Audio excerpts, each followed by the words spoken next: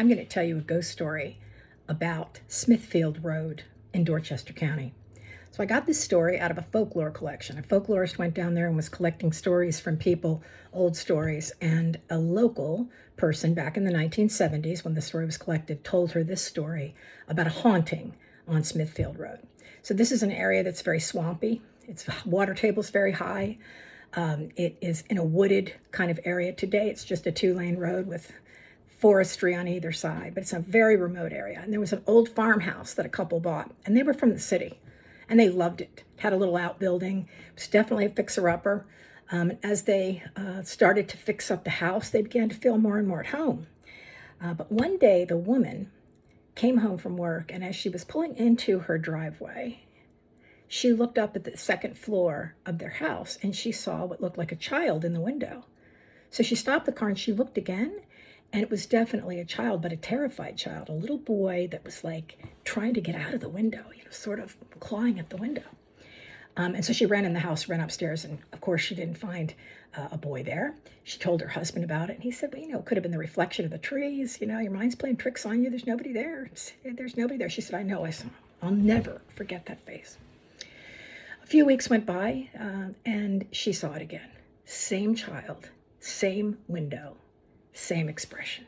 And she told her husband about it. She said, I've seen him. He's terrified. Do you think it could be a child's spirit? And the man didn't believe in ghosts, and he also did not have any experiences himself. So the woman started to ask around, does anybody know of a child that lived in the house? And nobody did. But there aren't very many people that live down there. And the people that do live down there, they're a little bit to themselves, if you know what I mean. So it happened a third time. And she really did flip out this time. She knew that there was some kind of spiritual activity there, and it must have to do with the child. And then for a while, she didn't see it anymore. But they did have a hurricane. And when these hurricanes come through, they bring a lot of water, and the water table is already very high, so it floods, and their whole yard flooded. And the wind was terrible. And when everything blew over, they opened their back door, and what did they find? Right up against the door, but a casket.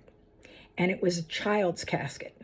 But there wasn't, when they opened it, there was no remains in it, but there were scratches on the cover. So whatever child had been buried in that casket wasn't probably deceased when he went in there. So naturally, she thought, this is it. This is a sign. It's got to be the spirit of that child because he's scratching. So they tore the house up. They went up into the attic and they tried to find pictures. They tried to find anything that would tell them, who lived there before and who this child might be. They went into their outbuilding and they found some old tools. They found some things that were left behind, and they did find an envelope with some family pictures in it. And when they took the family pictures out, there weren't any of children except one picture. Had a mother, a father, and a little boy. And she said, that is the boy. I will never forget that face. So they took the picture and they went down to this local area where people meet. It's a store where they sometimes serve food, and they talked to everybody in there and said, do you know who this person is? Do you know who this picture is? Well, nobody there knew, but somebody did say, if you take it down to the old lady that lives down the end of Hooper's Island, she might know, because she knew everybody here, and she's very old. So they took it to the older lady, and the lady said, oh yes, I know who that is. That's that little boy. That family lived up on Smithfield Road. They only had one child, and he got very sick and passed away. Gosh, it broke their hearts. They never had any more children, and then they finally just moved away and left the house. She said, where did you get this? And she said, well, we bought the house, and we found it in the outbuilding. We found these pictures. And she said, well, I'm sure that's him. That was such a sad story. So they left. They went back home, and they reburied the casket, put the little picture in it with a little teddy bear, and they buried the casket in the backyard. And they didn't have any more. And after that, they had no more activity. So he must have been at peace. And down there, when you get the water, when it floods, you can't bury caskets very low because the water table's so high. And they put these concrete things on top. And when the water comes and floods, it kind of lifts the concrete off in those caskets. And sometimes it's not uncommon to have them come out of the grave and they have to be repositioned. It's likely that this was a family grave. So it's kind of a terrifying story and a sad one, but it is one that reminds us that people were often buried without being dead. They didn't have any way to test it. So a little anecdote that goes with the Smithfield Road. In addition to that commentary, there was another student who said, I had an experience on Smithfield Road. And let me tell you what it was. I was out driving with my friends, and we were teenagers, and we probably had been drinking. And I looked behind the car because I was in the back seat, and I said, hey, there's something following us. And as it got closer, we could see it looked like a Yeti, like a big white furry Yeti.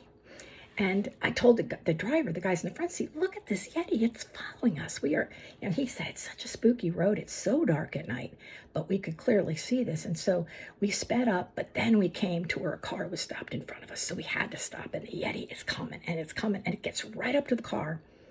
And then we noticed that it was a llama that evidently somebody had in their field. So he said that was a very scary night on Smithfield Road. Not a haunted story, but one that I think was pretty funny. Anyway, that's it for this week. See you again next time. So if you've ever had an experience on Smithfield Road or Lower Dorchester or anywhere that's similar to that, write it in the comments and let's share. Let's talk about it.